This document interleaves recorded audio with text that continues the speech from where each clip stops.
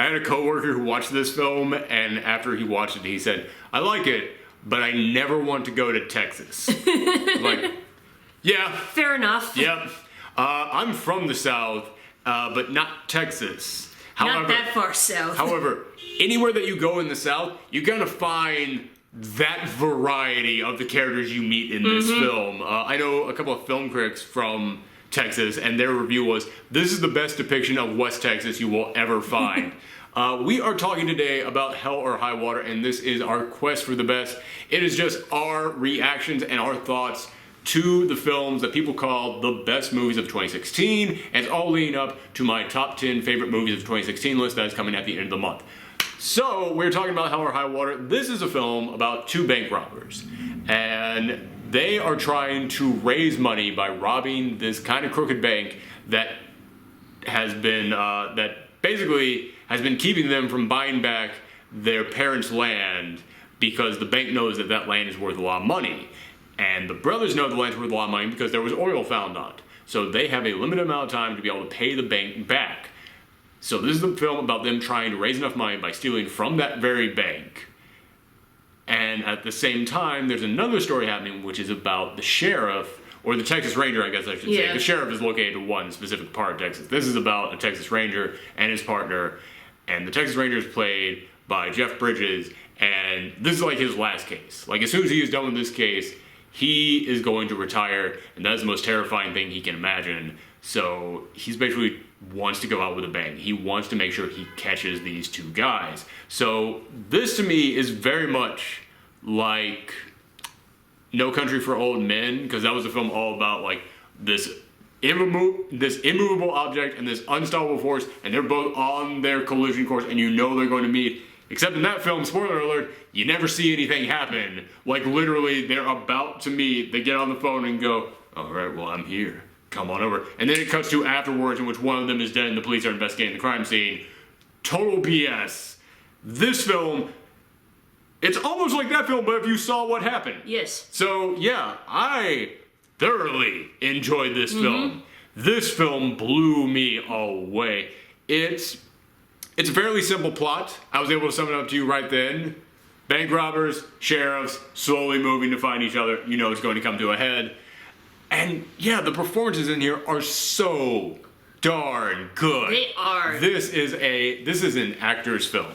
But also the dialogue is amazing. I gotta hand to that because every single one of these characters, they speak differently. You know instantly who they are. But even when it's a bad person, it's a great character because the dialogue is so darn good. And also, as I said, everybody's got their motivations. Everybody's a three-dimensional character. Like, Jeff Bridges in here is a racist, but every single line out of his mouth makes me go, "Dang, man, I want to hate you right now." But that was too darn charming, and I see where you're coming. And, like, I don't want to say I see where you're coming from on the racist thing. I mean, I see where you're coming from as in your history. I see what you're afraid of. I see what your fears and your hopes and your dreams are. Like, it makes even a bad person like that, like, I want to see where this goes. I want to keep following your character. Yeah, and his partner is half Native American, half Mexican. Is Alberto, what's his name? Alberto. Yes. And so he's constantly, like, you know... Every line out of his mouth is him just, like, poking at his partner. Yeah. And I was like, God, everything you're saying is terrible. But it's so witty. It's so witty that I can't totally be mad at you. Yeah, so this is one of those films in which you're going to have kind of a... I don't want to say like a hard shell to be able to get through it. It's not like you have to be jaded to get through it, but it's like, this is a film about bad people. It's a film about bad people, and you have to go into it realizing you're going to watch a film about bad people. I mean, the best, most noble character in here is still a bank robber. But the thing is, it's like, you understand why he is doing this. Yes, he's not even doing it for himself. He's not even doing it so that he can get the money to buy the land back for himself so that he can make a profit off of this land. He's doing it for his family. Yeah, his divorced wife, by the way. And who is a bee. His divorced wife is terrible. Like, when his mother dies, he goes by her place to see his sons, And he goes, well, Mom died. And then she just goes, good. I'm sorry. And it's like, literally, like, there was a pause in which she was like, oh, I guess I should apologize for that. But, like, you can tell she's not sorry. It's like, dang, everybody in here is an unlikable piece of crap. But you still like them. Yes. That's the magic trick of this. Like, it's hard for me to really hate Jeff Bridges' character because, like, there's moments in there in which you just can't help but feel bad for him. Like, there's moments in here where, like, he keeps ribbing Alberto, and there's a moment in which they're staying in this hotel, and he is there in his room, and he's just criticizing, like, what he's watching on TV, and this and that, and then but you can eventually tell he just wants to hang out with Alberto. He just wants someone to talk to, and then eventually Alberto's like, you just gotta get out, I gotta get to sleep. And then when he does that, Jeff Bridges just kind of like storms across the road to his side of the hotel, and then just sits there on the front porch, and like he doesn't sleep at all night, just sits there staring. When Alberto comes out, he just goes, what are you doing? It's like, practicing sitting on the porch. It's my future. Like, this is all that there is to me. It's like, dang, this is a guy who he has probably been like, he's been a real life cowboy. And they're going to tell him, you gotta retire. This is it, your last case. And at the end of the film, by the way, for you guys who are new to this, we go full spoilers on these. At the end of the film, when he's retired, he's sitting there in the house and it's like, oh, he doesn't have a wife, Nope. He doesn't have kids, all he's got is a dog. Like, he explained his situation too. It's like he explained that his like wife died and he's like not interested in like finding another woman or anything. Yeah, he doesn't, there's nothing, like he even says, well, you gotta get yourself a hobby, and it's like, there's nothing I enjoy doing except for this. Which I'll get into exactly where his story ends in a moment, but yeah, when he's like talking about that, he goes, well, who knows, maybe I can avoid my retirement and just go out in a blaze of glory with these gunslingers. And I was like, that's kind of what he wants. Like, and they bring that up over and over throughout this film, the idea of him being killed by these gunslingers. And it was like the second or third time that came up that I went, Alberto's going to die. Like, it kind of hit me as like, they've mentioned this too many times that it has to be a red herring at this point. And you know the guy who was supposed to be taking over for him after he leaves, you know he's the one who's going to get it. And sure enough, when it comes to the big shootout, Alberto dies, but even though I called it like half the movie ago, I was shocked. Yes, because of how sudden it happened. And how sudden it happens, and also how in the scene you are. Because this is a film, this film was beautifully directed. Yes. This film got you in every scene. Like, every single scene that they had, like, the dialogue was so good, the shots were so long, the scenery was so beautiful that, like, you got fully immersed in all this. So, yeah, even though there were things in here that I was like, I know this is going to happen, you still got the impact from it. And that's really impressive to me. We have yet to talk about the two bank robbers who, one of them was played by Chris Pine. Chris Pine was the good one, which I just have to say real quick. Chris Pine did a pretty good Texas accent. Like, if he was in a film where he was the only one speaking with a Texas accent, I would be like, you know what, that is a convincing Texas accent. But Jeff Bridges is in there, and Jeff Bridges is basically playing like an ancestor of his character from True Grit. Like, I don't even know if Jeff Bridges can still talk. Like, because ever since True Grit, he's been cast as nothing but like a guy who just kind of talks all the time. This is how he talks in every single one. And he's doing that again here, but it worked. And, like, I totally bought, like, that is exactly what an old-timey sheriff in Texas would totally sound like. And then also you've got his brother in there, who I'm about to look up. His name was Ben Foster. Ben Foster was his name. Ben Foster plays his brother. Ben Foster, again, he had a perfect Southern accent. So it was one of those things in which it was like, Chris Pine almost sounds out of place in here, just simply because he's not doing it as well as everybody else, but he's doing it fine. Yeah. It's just everybody else in here knocks it out of the park. As I said, this feels like the South. Like, I know I have a lot of viewers who come from around the world. If you guys have ever been curious about what the real life Texas is like, at least West Texas. East Texas is different from West Texas, and then right in the middle you got the big cities, which are completely different altogether to themselves. But if you want to know what West Texas is like, this is it. So if you are ever curious about, make sure that you watch this film. And that goes up until the end of the film, too. Like, that goes all throughout it. Because, as I said, I grew up in the South, and a lot of people kind of, like, don't believe me when I talk about, like, some of the people you run into down in the South. Or they think I'm exaggerating. But there's a moment right after they rob the first bank in which the sheriff just goes up to a random person in a car and goes, yeah, well, make sure that you're careful. We got some bank robbers around here. And he goes, and just this random dude goes, give me a long enough piece of rope, you won't have any problem with them at all. And he goes, well, then we might have a problem with you. And then he goes, no, if you can't find the tree. And then he just drives off. And I was like, I know guys like that. I ran into a lot of guys like that back when I was living in the South. Or like after they robbed the very first bank, there's a guy there just in a cowboy hat making a deposit. And as soon as they run out there, he pulls out a gun and just starts firing after them. I was like, that's why you don't rob banks in Texas. And it all leads up to the end of the film in which they decide, okay, we're desperate. We have to get the money by this time. One of the banks we were going to is closed. The only way we can get the money is if we go to this big bank. But that big bank runs a risk because the bigger the bank, the more people are going to be there. They go there. Sure enough, it is loaded. Like, every teller is open. Each of them have lines. And the thing is, like, as they're trying to rob the place, you keep seeing everybody there in the bank slowly pulling for their own guns because it's Texas. Pulling out their guns and their phones so they can, like, text for help and everything. The gun, the phones aren't the big problem. No, but it's like... But I mean, like, yeah, sure enough. Chris Pine's character gets shot as they're running out. They're trying to make this big escape. They're like duct taping Chris Pine up. And they actually like shoot a person and kill them. Yeah. Which is something they have not done at all in this movie up until that point. Yeah, Chris Pine does not want to kill anyone. No, he just wants the money. But his brother Ben Foster is crazy. Ben Foster is nuts in here. There is a moment in which they have planned it out so they only rob these banks, A, so that they can take money from the people who took money from them, and then there's the irony of them just putting the money directly back into the bank, so it's not really like they stole anything in the first place, they just got their land back. And also because these banks don't have updated security systems, they're all currently being changed over, so that means that if they rob them during this time, then they cannot get in trouble because they cannot have any security footage of them. There was a moment in which they're just having lunch at a diner. Ben Foster steps out for a moment. He goes across the street to a totally different bank. One that is not connected to this whole land problem. One that does have functioning security cameras.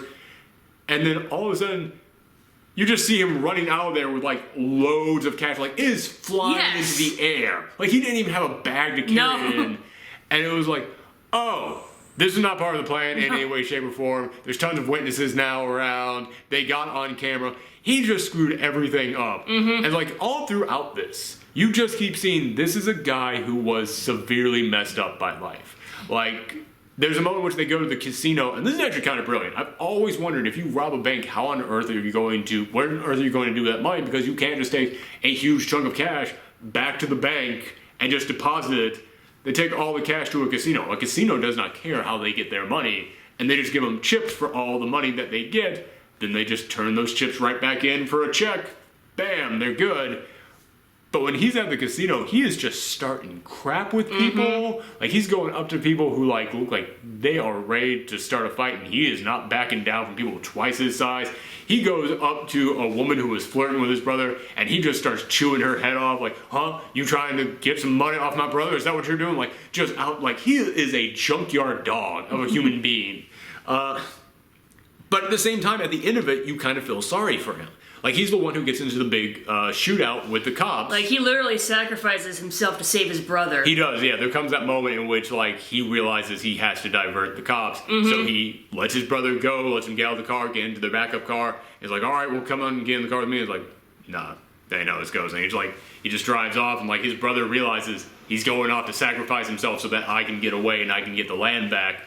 And, like, as he's sitting up there just picking off these cops, which is a horrible thing... He's kind of like just staring off in the distance, and it's like, you know, he had no other path in life. Like, it's one of those like sad moments in which, like, throughout this film, you do see the brotherly love between these two brothers, and like you even see like photos of them as kids, and it's kind of that moment that kind of like hits you. This guy just started off as a kid. him and his brother, like, they got along, they still have that love for each other. But his path just went down such a dark road that like, he fully realizes this is how it was going to end for him. And there is like some sadness to that moment. There is sadness in going, man, he never had a chance. So yeah, it's amazing to me that it can make you feel for characters like that. Just again, through how well they develop everyone, how well this film is shot. And again, just through the witty dialogue. Like, there is a moment in which they stop at a gas station, the two brothers. Chris Pine goes in, and his brother says, "Get me a Dr. Pepper." And then he goes out, and then these like just two punks playing like heavy metal music roll up. And like, Ben Foster just starts staring at him. That's all. And the guys are like, "What are you looking at?" What, like, and he's not backing down. It's like, no. It's like, it's basically like, "If I were to fight you, you'd think there were 10 of me." That's all he says to him. And then the punk gets out of his car about to start some crap. Then Chris Pine comes up, slams his head into the car, and just takes him out like that. Then starts crap with the other guy in the car, and then gets into the car with him. And they start driving away. And then Ben Foster just goes, "I asked for Dr. Pibb. This is Dr. Pepper. I asked for Dr. Pepper. This is Mr. Pibb. Only assholes drink. Only assholes drink Mr. Pibb." And he goes, "Well, then drink up." It's like, God, that was such a hilarious moment after they just beat the crap out of these two guys. And it's just a small thing. It's just them talking about soda. So yeah, it's a great film, and I mentioned we were going to talk about the very end of it. I love how this film ends. Oh, yeah. Because this film ends with Chris Pine getting the land back. And he gives it to them, the money to them on the last day. And I had kind of a cathartic moment with this film because I went through some massive trouble with the IRS not too long ago. And it was one of those things in which it was like, I've got all the paperwork, it's all official. Why is this not working out? And they're just like, well, we can't make this out, it doesn't seem quite right to us. It's like, it's right there in black and white, the exact thing that you're looking for. Like, it went on for months, it drove me crazy. And then, like, there's a moment in this film in which he gets the money to him and is like, all right, this is great. All right, so we'll just fax this out. And he's like, I want to see you fax it out. And he just goes, well, it'll take some time for us to get that together. And he goes, I got time. Like, just staring this guy down and like, no, you're not going to screw me over by saying that you did not get it faxed out in time. I'm going to sit here until I'm sure this is all taken care of. I was like, oh, that felt good. But so he gets the land back, and Jeff Bridges keeps trying to figure out, he's like, I know that guy who we got into the shootout with, I know he had an accomplice. He has a brother, but the brother, like, nothing connects him to this. But I know in my gut that he was part of this. He goes up to his home, and they just have a discussion about why he stole the money. Like, it's very clear that Jeff Bridges knows he did. It's very clear that Chris Pine knows that he knows he did. And they just have a discussion about why he did. And it's very much I will kill you if you come back. And Jeff Bridges is like, maybe I'll kill you. Like, basically the two of them were like, listen, you ever want to finish this discussion, you know where to find me. But if you find me, I will kill you. And Jeff Bridges is just like, maybe I'll kill you first. And it's such a, like, this kind of is what Jeff Bridges wanted. Jeff Bridges wanted to go out in the hail of glory, and he didn't get to.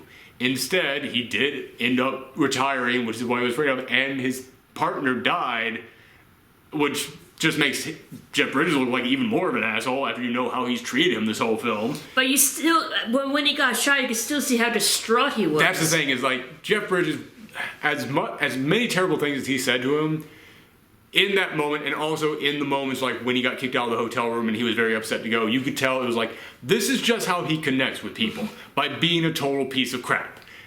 And you can tell that he did honestly care about him.